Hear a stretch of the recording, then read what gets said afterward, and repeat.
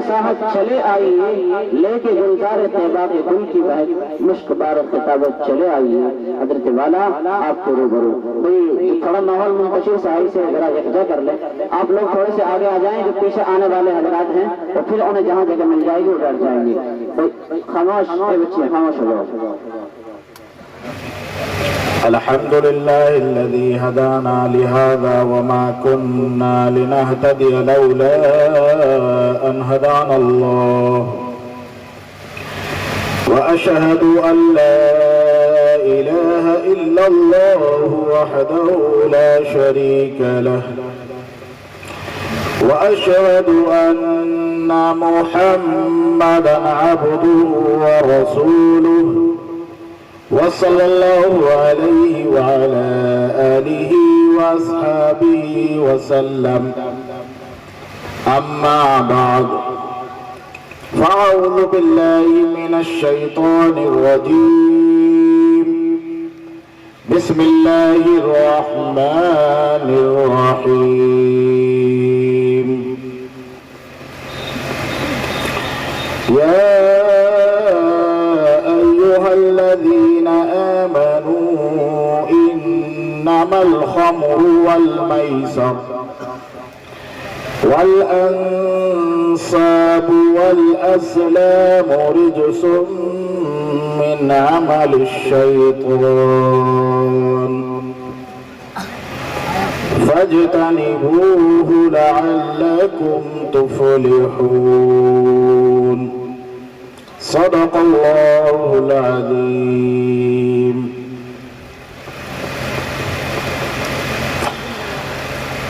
محترم حضرات،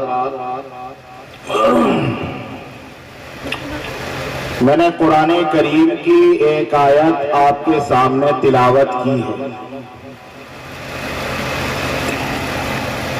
اس کے اندر اللہ تبارک و تعالی نے 4 برائیوں کا تذکرہ کیا ہے۔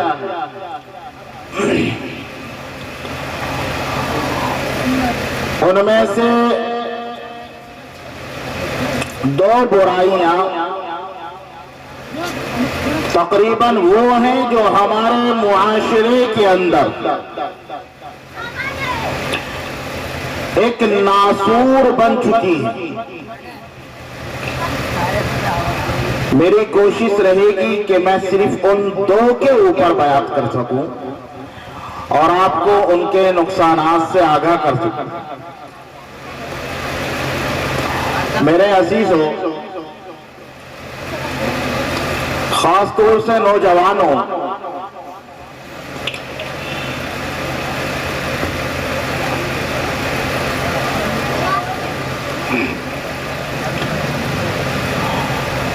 جیسے حالات آج چل رہے ہیں اور جو ملک کے حالات ہیں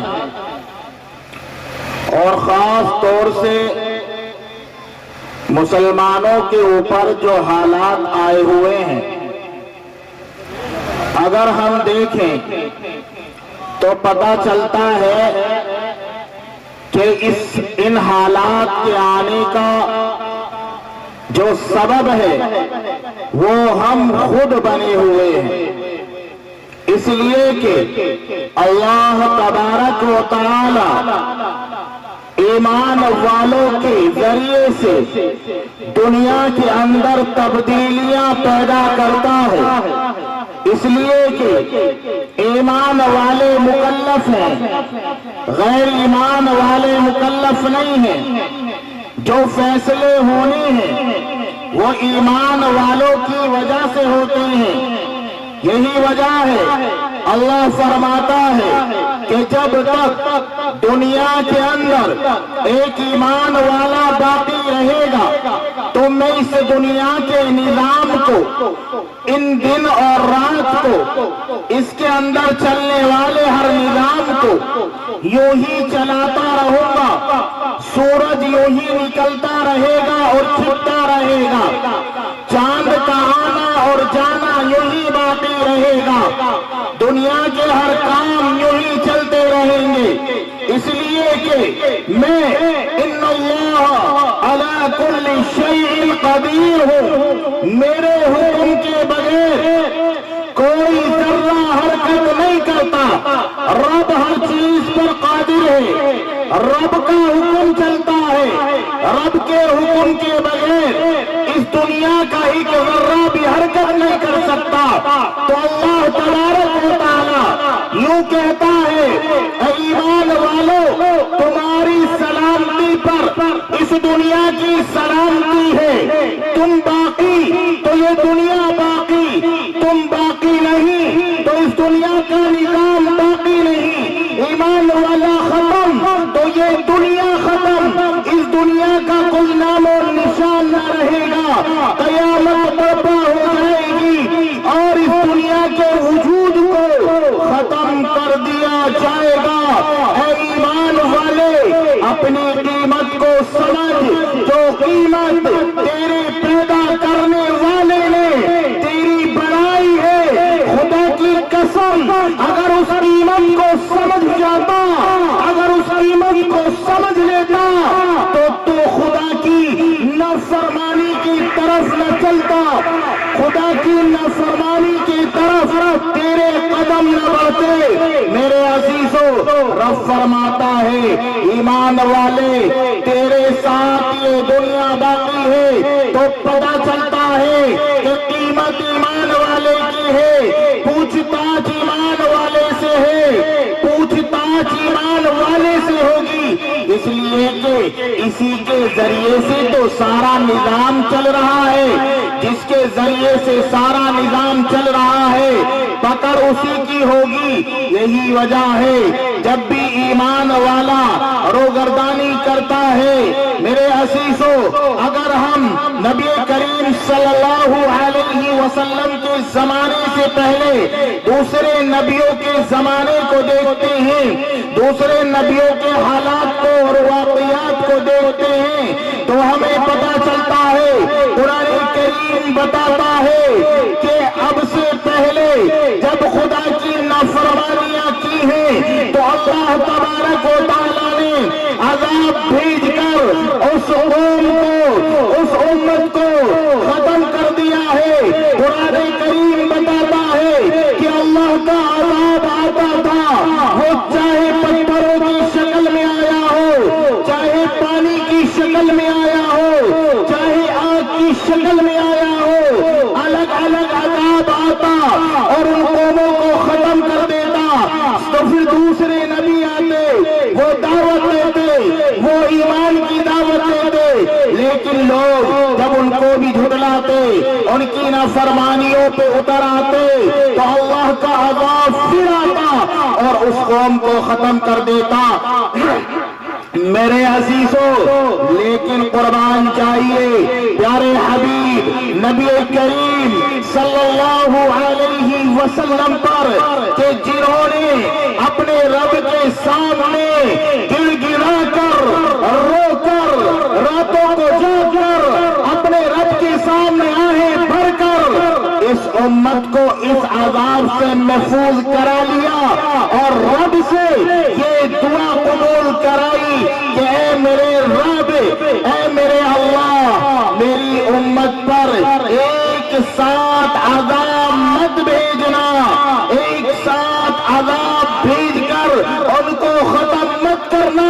خدا کی قسم یہی وجہ ہے پیارے حبیب نبی کریم صلی اللہ علیہ وسلم کی دعاؤں کے صدقے میں ہم بچ رہے ہیں، ورنہ اگر ہم دیکھتے ہیں ہم اپنا تقابل ان پچھلی قوموں سے کرتے ہیں تو پتہ چلتا ہے ارے وہ گناہ تو ان قوموں کے اندر بھی نہ ہوئے تھے، وہ گناہ تو ان امتوں نے بھی نہ کیے تھے جن کو رب نے سرے سے ختم کر دیا تھا۔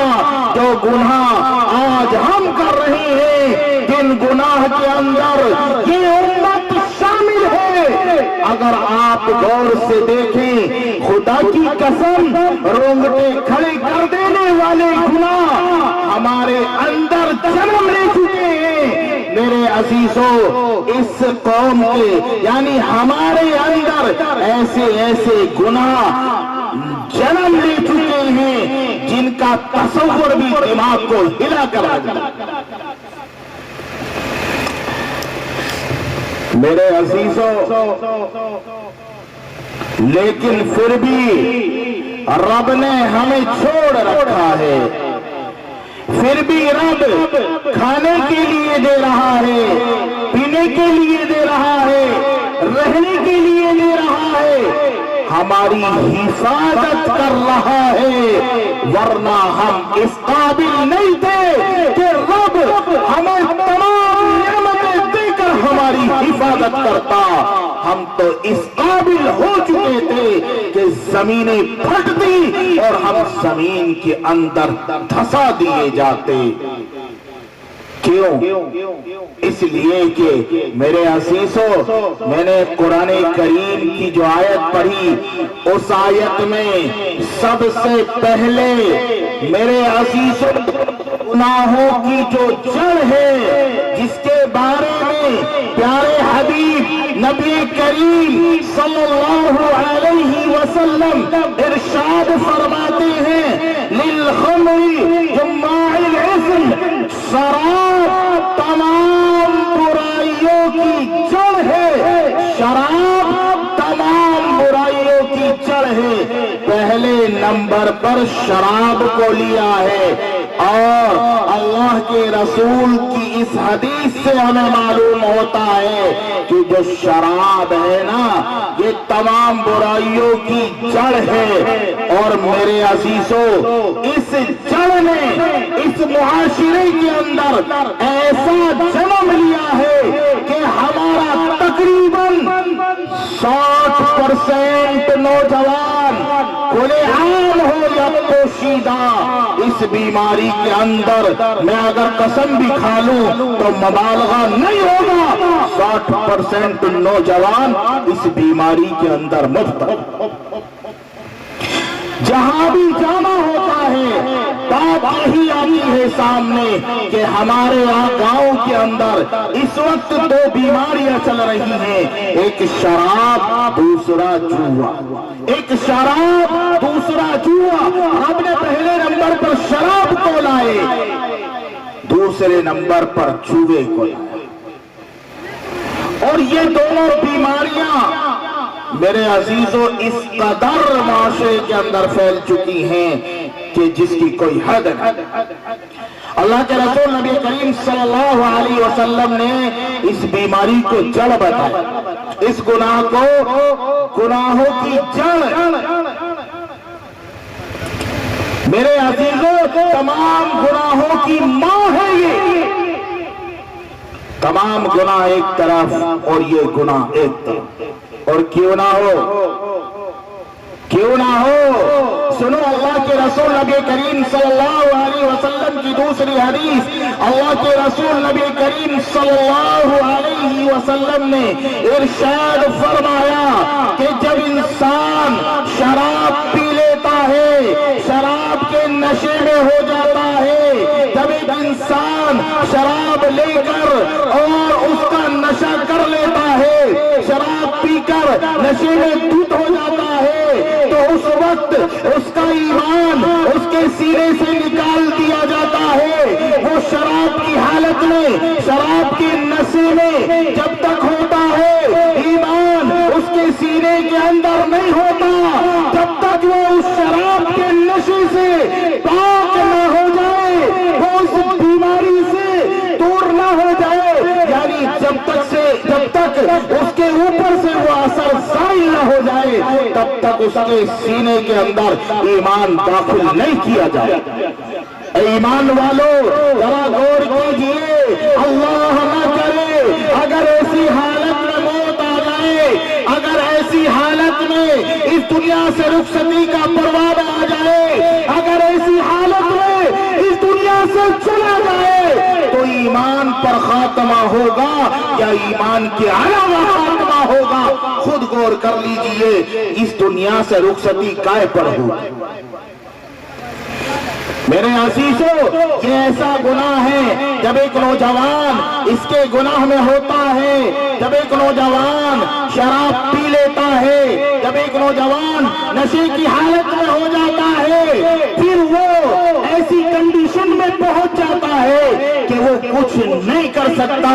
میرے عزیزو، آپ نے بہت ساری مثالیں سنی ہوں گی اور دیکھا بھی ہوگا، جب انسان شراب پی لیتا ہے، نشے کی حالت میں ہو جاتا ہے، تو اسے اچھے برے کی تمیز نہیں ہوتی، وہ نالیوں میں اور گندگیوں میں گرا پھرتا ہے، اسے کوئی تمیز نہیں ہوتی۔ میرے عزیزو، ایک نوجوان اس گناہ کے کرنے کے بعد اتنا بڑا بے غیرت ہو جاتا ہے، بے حس ہو جاتا ہے کہ اگر اس کے سامنے اس کی ماں اور بہنوں کے اوپر ہاتھ دراز کیا جائے، ان کی عزت کو پامال کرنے کے لیے کوئی درندہ ہاتھ بڑھائے یا درندہ ان کی عزت کے ساتھ کھلواڑ کرے، تو یہ نوجوان اتنا بے غیرت اور بے حس ہو جاتا ہے کہ اس کے اندر اتنی قوت نہیں کہ وہ ہاتھ اٹھا کر منع بھی کر سکے۔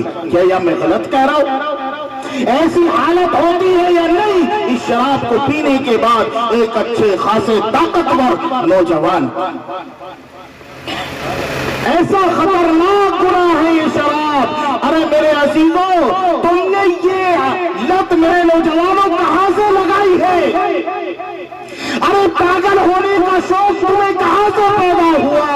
جو قومیں پاگل تھی، جن قوموں کو کچھ سکھایا نہیں گیا تھا، جن قوموں کو اچھی اور بری کی تمیز نہیں تھی، ان قوموں نے ان گناہوں سے توبہ کر لی۔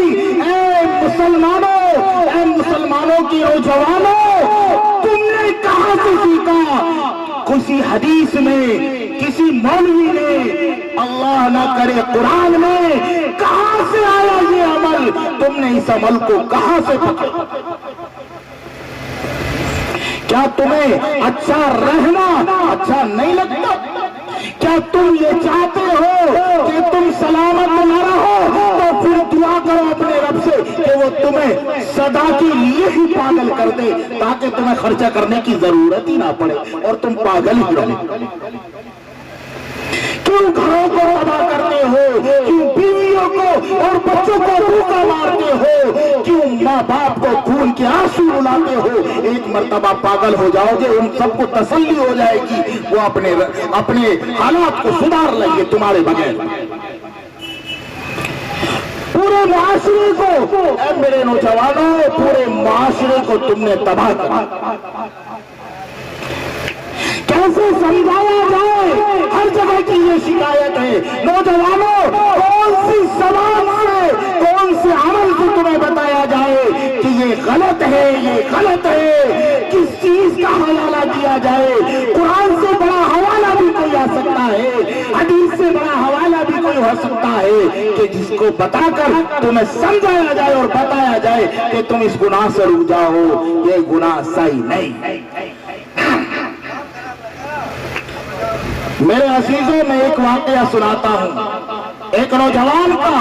ہزاروں واقعے تمہارے سامنے ہوں گے، ہمارے سامنے ہوتے ہیں، واقعہ ہی نہیں، مثال کے طور پر شخصیت بھی سامنے ہوتی ہے۔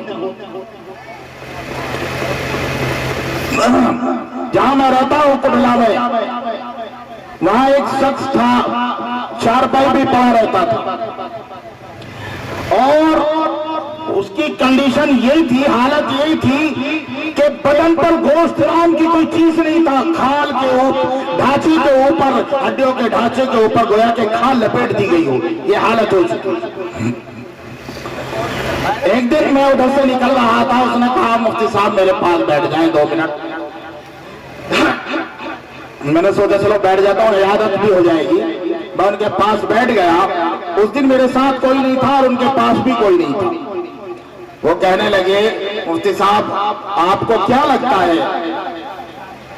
میں کہنے لگا بھائی کائے کے بارے میں، اللہ صحیح کرے گا، اللہ کے ہاتھ میں ہے، اللہ شفا دینے والا ہے، اللہ بیماریوں کو دور کرنے والا ہے، اس نے بیماری دی ہے اور وہی دور کرے گا۔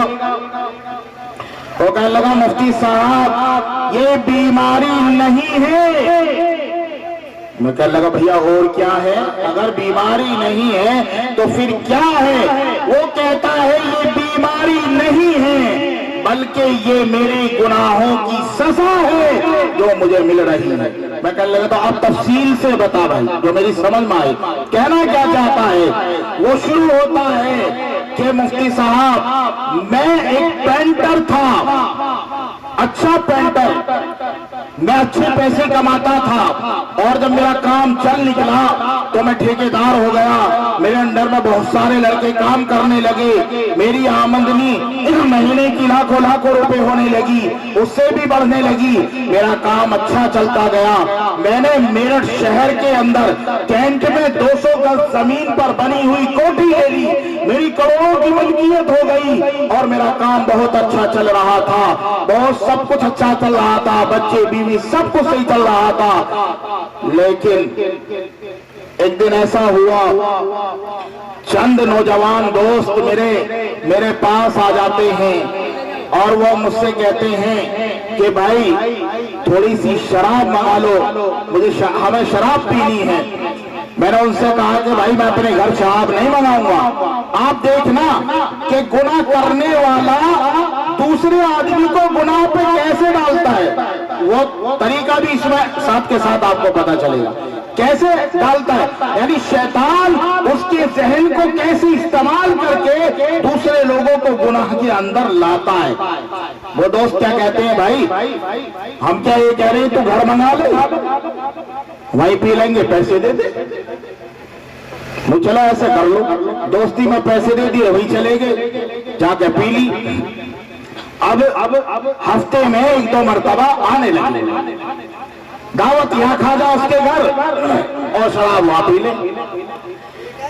एक दिन अपना कोई अच्छा काम या अच्छा आमदनी का मामला हुआ था, वो भी बहुत खुश था। दोस्त कहने लगे कि भाई आज तो यही मंगा ले, थक रहे आज तो थक रहे हैं, यही मंगा ले। उसने मना किया, भाई घर नहीं मंगा सकता। अगर लगा क्या बात है, भाई वहां भी पीनी है, अभी पीनी है, एक कमरे में पी लेते हैं अलग, को बच्चों को पता न चलने का। अब वो ऐसा ही हुआ, उसे पढ़ा लिया। अब उसने शराब वहीं मंगा ली और एक कमरे में एक तरफ था घर के, उस कमरे में बैठ गए। सारे दोस्तों ने शराब पी, उससे भी कहीं कहने लगा भाई तो पीने का नहीं, बिल्कुल भी मंगा तो दी है, पीने का नहीं। देखते रहना, अब दुकान से घर तक आ गई है, कह रहा पीने का नहीं, चल भाई मत पी। उन्होंने पीने के बाद अब जब भी कभी पीने का मसला होता, अब उसके घर होने लगा, दुकान से उसके घर होने लगा। कुछ दिन बाद फिर कोई मौका हुआ होगा, उस मौके पर उसे फिर लपेट लिया और गिलास उसके हाथ तक पहुंचा। गिलास, वो कहता है कि मुफ्ती साहब दोस्तों ने मुझे घेरा, शैतान मेरे सर पे सवार हुआ, वो बदबख्ती थी मेरी, वो तबाही थी मेरी कि वो गिलास मेरे हाथ में आ गया। वो गिलास मेरे हाथ में आ गया, मैं उनके साथ पीने लगा, उनके साथ मैंने पीना शुरू कर दिया। अब क्या था, अब तो मैं भूल गया था, अब तो मैं खुद पीने लगा था। अब मेरे घर हफ्ते में 1-2 मरतबा नहीं, बल्कि हफ्ते में रोजाना रात को वो कमरा शराब खाना बन जाता और वो दोस्त आते और 5-5, 10-10 हजार रुपए की शराब मंगाता, खुद भी पीता, उनको भी पिलाता। बच्चों ने मना किया, बीवी ने मना किया, दोस्तों से यार रिश्तेदारों से कहलाया गया, सबने समझाया, किसी की बात मेरे दिल में असर न की, सबकी बात बुरी लगती थी, अपनी बात पे अड़ा रहा, पैसे चलते रहे, काम करता रहा, मैं भी आगे चलता रहा। मेरे असीसों, वो कहता है मुफ्ती साहब लत बढ़ गई, खर्चा बढ़ गया, लेकिन अब अल्लाह की रस्सी जो ढीली चल रही थी उसमें झटका लगता है और रस्सी खींची जाती है, मेरा काम बंद होता है, मेरे पर हालात आने शुरू होते हैं। जो ठेकेदार बनता था मैं, मेरे अंडर में जो काम कर रहे थे, एक भी बंदा ना रहा, बल्कि नौबत वो आई मैं खुद काम पे उतर आया, ठेकेदारी से काम पर कारीगरी पे उतर आया। लेकिन अल्लाह ने अभी भी नहीं छोड़ा, लेकिन वो काम पे जो मैं कर रहा था उन कामों में भी नुकसान होने लगा, क्योंकि खर्चे बढ़ चुके थे और आमदनी बहुत नीचे जा रही थी, खर्चा ऊपर जा रहा था, आमदनी नीचे जा रही थी, तालमेल तो खाना ही नहीं था। हालात ये बने, आदत ने कहा कि तुझे वो नीचे आना ही नहीं है, ऊपर जाना है। मैंने तंग आकर जो कोठी थी उसे बेच दी, जो कोठी थी, जो घर था वो बेच दिया। बच्चे लड़े, बीवी लड़ी, लेकिन मैंने किसी की नहीं मानी। हालात ये हुए कि बच्चे नाराज होकर मुझे छोड़कर मेरे हाल पर चले गए। मैंने वो कोठी बेच दी। कोठी बेचकर अपनी आदत को, मेरे अजीजों वो कहते हैं कोठी बेचने के बाद मैं अपनी आदत को पूरी करता रहा, लेकिन जब जखीरा लगा हुआ हो और उस जखीरे में आगे से ना आए तो वो जखीरा कब तक चलेगा। धीरे धीरे वो जखायर खत्म होते रहे, जो पैसा था खत्म होता रहा। एक दिन आया कि मैं किराए के जो घर में था उस घर से भी निकाल दिया गया, किराए के घर की वो साथ भी ना रही। आज ये दिन है कि मेरी घरवाली मुझे लेकर, ये मेरे यहाँ ससुराल है, ससुराल वालों के यहाँ आ गई। आज मैं घर के बाहर चारपाई पर पड़ा रहता हूँ, मरने की दुआएं करता हूँ, मौत मांगता हूँ, मौत भी नहीं आती। मौत मांग रहा हूँ, मौत भी नहीं आ रही है, मरने की दुआएं करता हूँ। वो कहता है मुझसे मुफ्ती साहब मेरे लिए दुआ करे कि अल्लाह मुझे उठा ले, अल्लाह मुझे उठा ले। किसी से ये नहीं कहता कि मेरी जिंदगी के लिए दुआ करें, हर किसी से ये कहता हूँ कि मेरे लिए दुआ करें कि अल्लाह मुझे उठा ले, अल्लाह मुझे उठा ले। मेरे मुकद्दर की मौत खत्म हो चुकी। ऐसी बड़ी बीमारी मेरे अजीजों हमारे नौजवानों के अंदर है। और मैं आपको बताऊं, ये नौजवान खुदा की कसम अगर इस बीमारी के अंदर मुब्तला रहे तो अपने बुढ़ापे तक पहुंचने के जो ख्वाब हैं उनको देखना छोड़ी।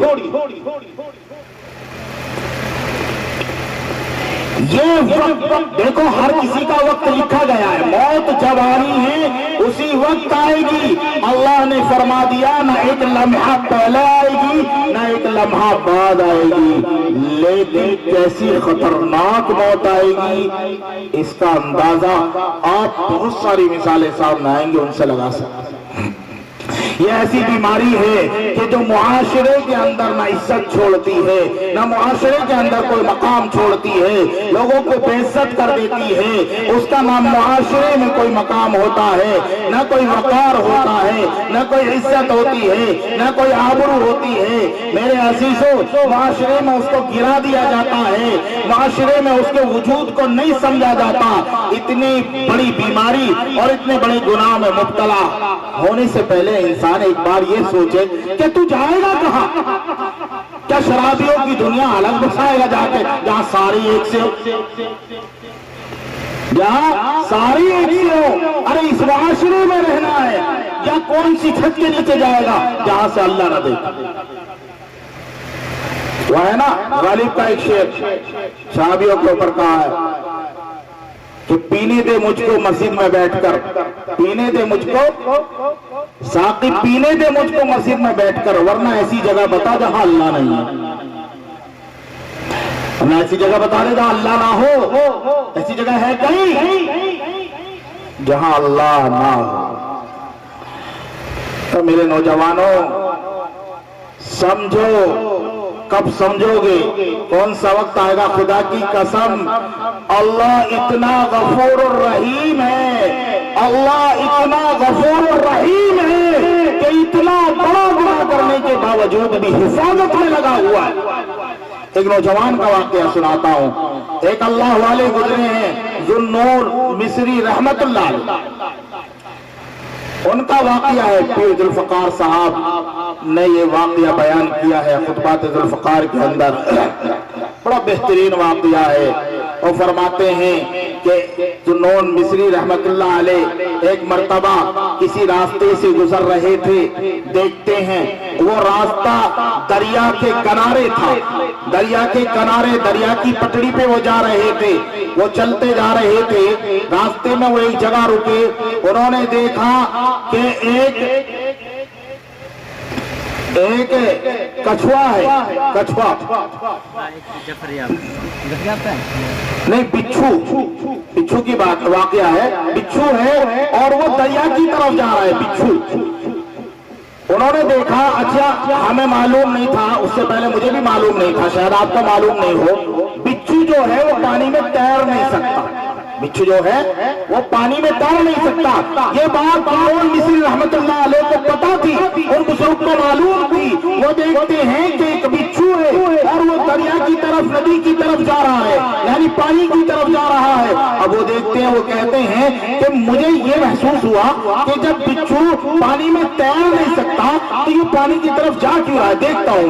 میں نے دیکھا, میں کھڑا ہو گیا, میں اسے دیکھتا رہا, وہ بچھو دریا کی طرف جاتا رہا. میں نے دیکھا وہ بچھو دریا کے کنارے جا کر رک جاتا ہے.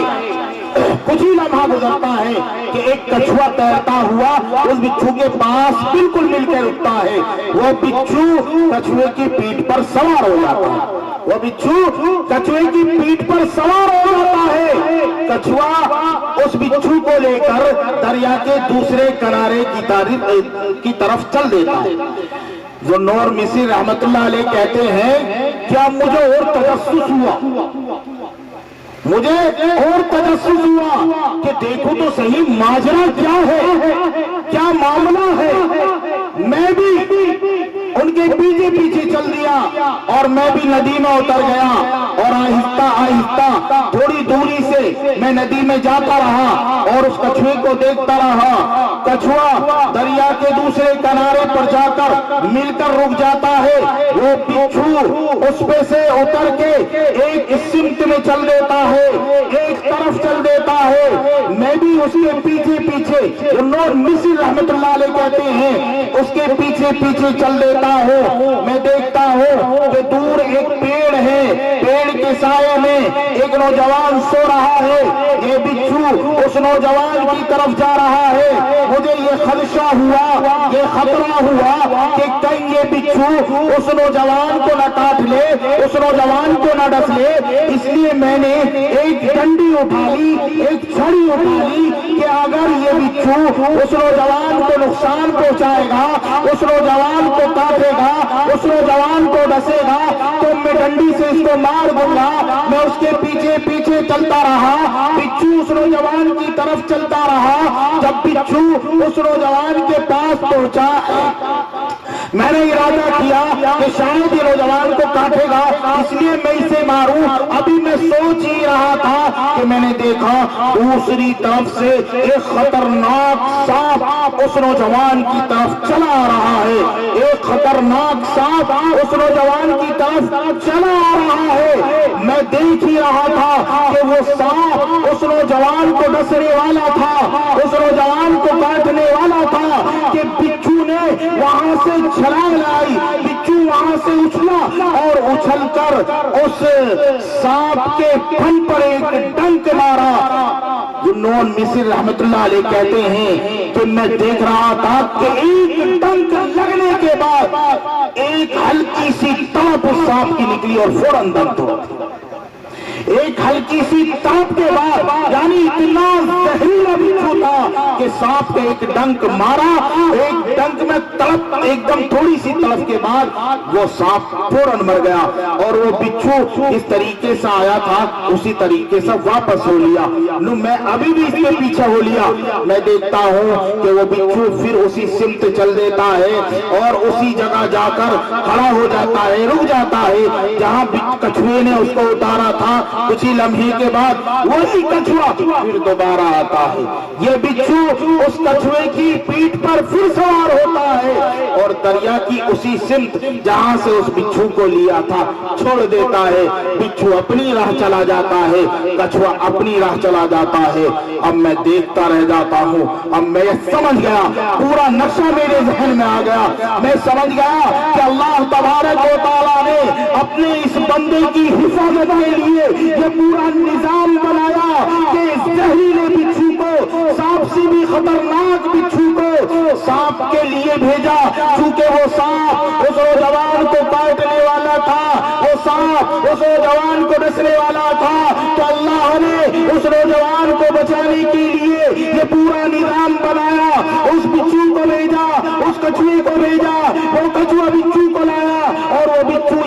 بتایا اور اپنا کام کر کے جس کا اس کو اس کے رب نے حکم دیا تھا وہ پورا کر کے اپنے راستے ہو لیا۔ اب میرے ذہن میں آیا کہ شاید یہ نوجوان کوئی اللہ والا ہوگا، شاید یہ نوجوان کوئی بزرگ ہوگا، شاید یہ کوئی نوجوان اللہ کے بہت زیادہ قریب ہے۔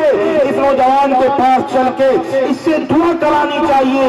وقت کا بزرگ کہہ رہا ہے، جو نون مصری رحمت اللہ علیہ وقت کے بزرگ ہیں اور وہ اللہ والے ہیں، وہ کہتے ہیں کہ میں نے سوچا کہ یہ نوجوان، اور ظاہر سی بات ہے جس کے لیے اللہ ایسا نظام بنا رہا ہو تو ہمارے ذہن میں کیا آئے گا کہ واقعتاً یہ نوجوان کوئی بہت بڑا اللہ والا ہے، یہ نوجوان کوئی بہت بڑا بزرگ ہے یا اللہ کے بہت قریب ہے، تو میں اس کے پاس چلتا ہوں اور اس سے دعاؤں کے لیے کہتا ہوں۔ جو نون مصری رحمت اللہ علیہ اس نوجوان کے پاس جاتے ہیں، اس نوجوان کو اٹھاتے ہیں۔ جب اس نوجوان کو اٹھاتے ہیں تو جنون مصری رحمت اللہ علیہ تعجب میں کھڑے رہ جاتے ہیں اور کچھ دیر کے لیے وہ اس کو دیکھتے رہ جاتے ہیں۔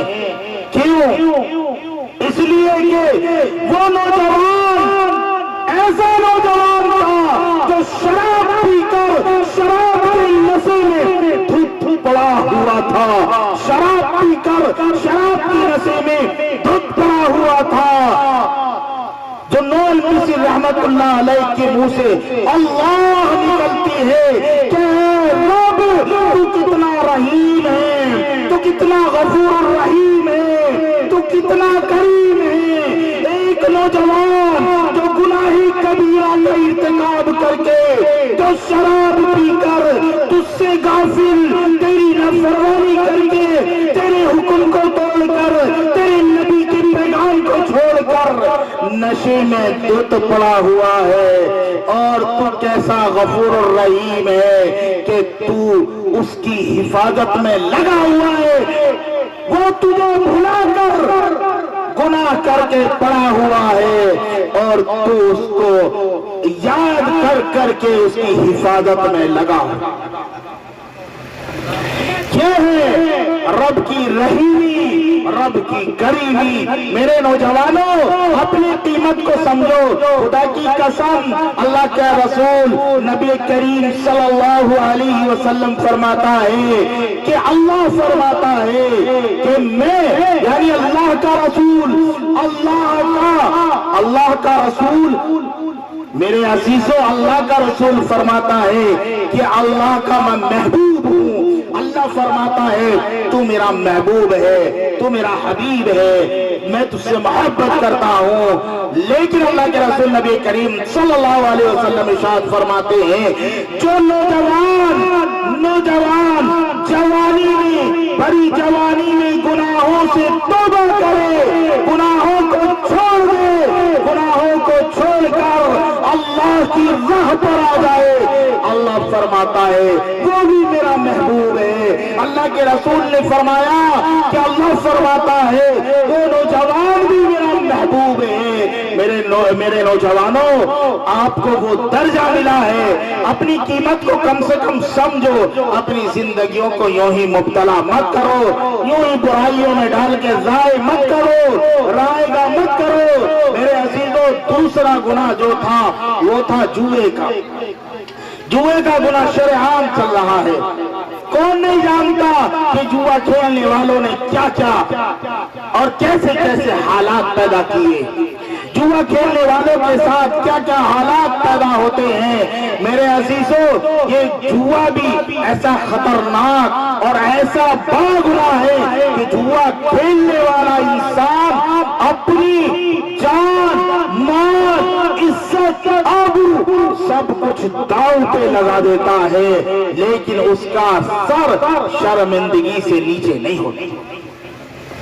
ایسے واقعات بہت سارے ہوں گے، آپ نے دیکھا ہو، بہت سارے ایسے واقعات ہیں کہ جس میں جوا کھیلنے والوں نے اپنے گھروں کو، اپنے کاروباروں کو، سب چیزوں کو ختم کر کے یہاں تک کہ اپنی بیوی بچوں کو بھی داؤ تک لگا۔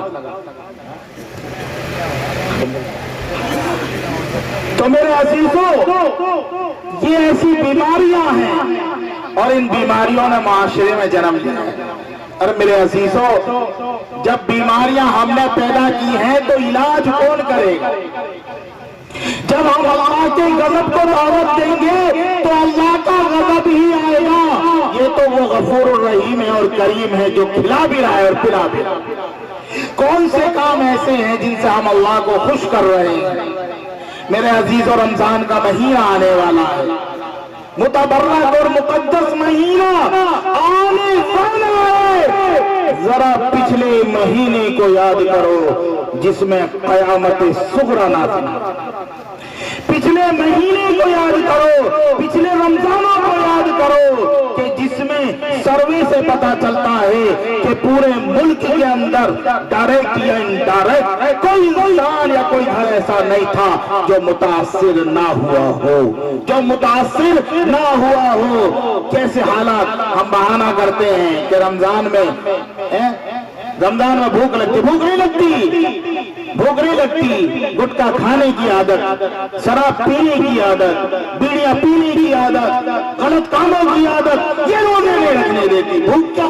بھوک تو صبح کو جنگل چلے جاؤ، شام تک کیا کل تک بھی کھانا نہ کھاؤ، صبح کو کام پہ چلے جائیں، محنت کریں گے، کیسے بھی محنت کا کام ہو، شام تک روٹی ملے کوئی فکر نہیں۔ لیکن کام والے سے جب بھی کہہ دیں گے بھیا بیڑی منگا دیجیے، سگریٹ منگا دیجیے، کام نہیں ہونے کا اس کے بغیر۔ کام تو پچھلے رمضانوں میں سانسوں کے بغیر بھی ہوا جب اللہ نے سانسیں چھین لی ہیں۔ کیسے پھر رہے تھے لوگ آکسیجن کے سلنڈروں کے لیے، آکسیجنوں کے سلنڈر مل جائے، سانس ہی ختم کر دیا اللہ نے، سانس۔ رمضان کا متبرک مہینہ جس میں رحمتیں برسنی تھی، اللہ نے، میرے عزیزوں، اللہ نے ایسا غضب برسایا، ایسا غضب برسایا گویا کہ پچھلا مہینہ قیامت صغری سے تعبیر کیا جائے تو مبالغہ نہیں ہو۔ ہر آدمی سانسوں کے لیے، جن کو صحیح سانس آ رہی تھی نا انہیں بھی یہ فکر تھی پتہ نہ کب الٹی ہو جائے، کب الٹی ہو جائے۔ جن کی صحیح آ رہی تھی نا وہ بھی باہر کو نکلنے کو تیار نہیں تھا، پتہ نہیں سیدھی باہر نکل کے اندر کو جاوے نہ جاوے، جو اندر چلی گئی باہر کو آوے نہ آوے۔ ایسا خوف، ایسی دہشت۔ میرے عزیزوں، اللہ کو ناراض کریں گے۔ اچھا اب میں آپ کو بتاؤں،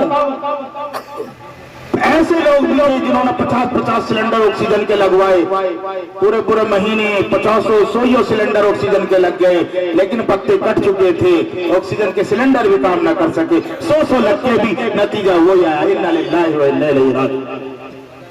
اور جس کا ابھی پتا نہیں کٹا تھا، جس کی زندگی باقی تھی، اس کو سلنڈر بھی میسر نہ ہوئی۔ سلنڈر انہیں تو مل گئے تھے جن پر پیسہ تھا، جن کی سورس تھی، جو بڑے تھے۔ جن پہ کھانا نہیں تھا وہ سلنڈر کہاں سے لاتے؟ جن پہ کھانا کو بھی نہیں تھا وہ 5-10 ہزار روپے کے سلنڈر کہاں سے لاتے؟ جن کو کوئی اپنے پاس بٹھانے کو تیار نہیں، ان کی کوئی سفارش سورس کیا کرتا؟ لیکن زندگیاں تھی، سارے ہی بچ گئے، کوئی بھی نہ مرا۔ ہوا نا ایسے؟ ڈاکٹر مر رہے ہیں، افسر مر رہے ہیں، انسپیکٹر مر رہے ہیں، پھلا مر رہے ہیں۔ خبر نہیں آئی جھگی والوں میں سے کوئی مر رہا؟ مرتا ہی نہیں۔ جھگی والوں میں سے کرونا پھیل رہا ہے، جھگی والے سارے ایک جھگی میں 10 رہ رہے، کسی کو بھی کرونا نہیں ہو رہا۔ ایک گھر ہے، 10 کمرے ہیں، 10 کمروں میں 10 ہی آدمی ہیں، بس سب الگ الگ ہو گئی، بیوی بچے سے الگ، بیوی شوہر سے الگ، شوہر بیوی سے الگ، بچہ باپ سے الگ، 10 کمرے میں، جب بھی 10 کے 10 کرونا میں مبتلا، 10 کے 10 کو کرونا ہو رہا۔ یہ حالات تھے نہیں، یہ کچھ نہیں۔ میرے عزیزہ، اگر غور سے دیکھو اور غور و فکر کرو اس چیز پہ تو پتہ چل جائے گا یہ سب ہمارے امتحانات چل رہے ہیں، یہ نافرمانیوں کے صلے مل رہے ہیں۔ یہ جیسی ہمارا یقین ہو رہا ہے نا، اسی یقین کے مطابق فیصلے ہو رہے ہیں۔ یقینوں کو درست کر لو، کرنے والی ذات اللہ کی ہے۔ میں نے کہا نا ان اللہ علی کل شیء قدیر، ہر چیز پر قادر کون ہے؟ رب۔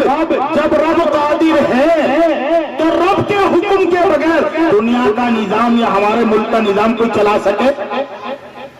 फला की हुकूमत आ जाएगी यूं हो जाएगा, फला की आ गई यूं हो गया, फला की हुकूमत आई कैसे, इस पे गौर नहीं करते। या फला की हुकूमत आ जाने के बाद कौन शख्स है मैं खड़े होकर ये गारंटी दे के ऐसा नहीं होने का।